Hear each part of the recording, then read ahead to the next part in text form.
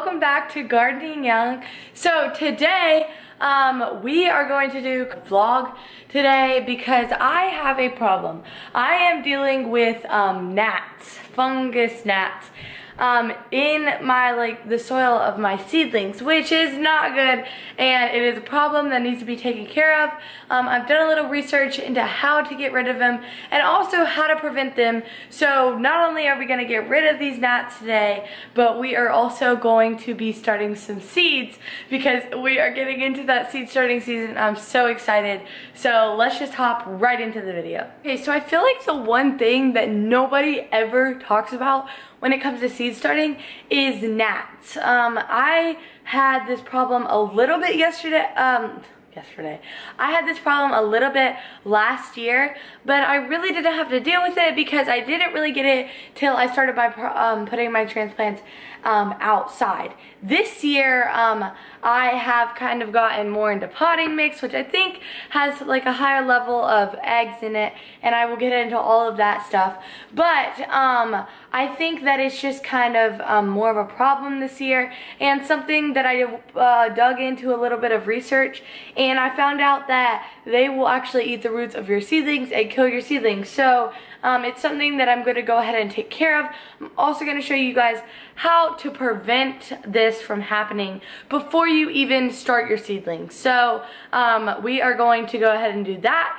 And I just want to show you what they look like, give you a visual, and then we're gonna start some lettuce seedlings. I'm so excited for that, and I just can't wait to do it. So let's hop right in. Let me show you these gnats and show you what supplies I'm using and how I'm gonna be going about taking care of this problem. So these are my seedlings. They are a lot bigger than the last time you saw them. Let me give you a good look at them. This is my kale and collard seedlings. They're doing really good, but we have a problem with fungus gnats, and it seems that whenever I turn on the camera, there's no fungus gnats that I can see and show you, which is so funny. But we do have a problem with them. I just wanted to show you the seedlings a little bit and show you what I'm gonna do to get rid of this fungus gnat problem. Okay, so I got this idea, I could kind of say recipe, from the Rustic Garden YouTube channel. Basically what I have here is hot water. I have just a heat-proof bowl and a spoon.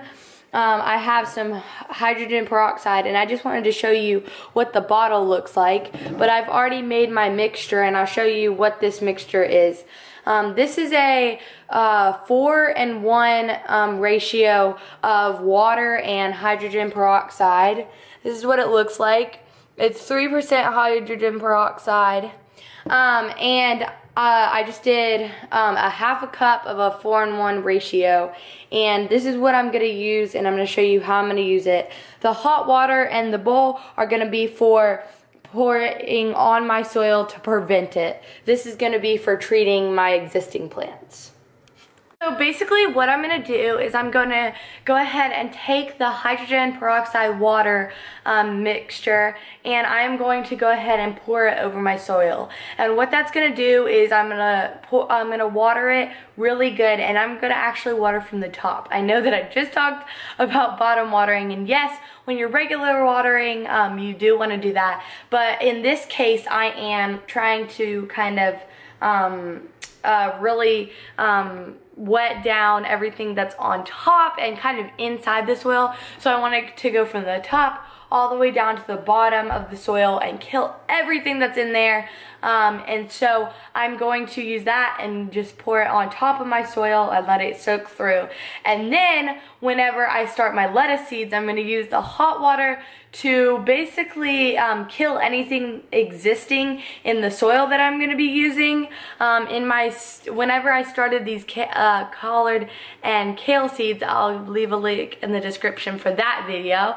But whenever I did that, I pre-moistened the soil. That's one of the things that I really like to do whenever I'm starting seeds. And so I just decided that I'm gonna use hot water to kill anything, and it's still pre-moistening the soil and killing any eggs or anything that could be existing in the soil, and just get rid of that problem before it even happens. I did not know that previous to starting these seeds, so I'm gonna go ahead and take care of this and start these lettuce seeds. So join me to do that.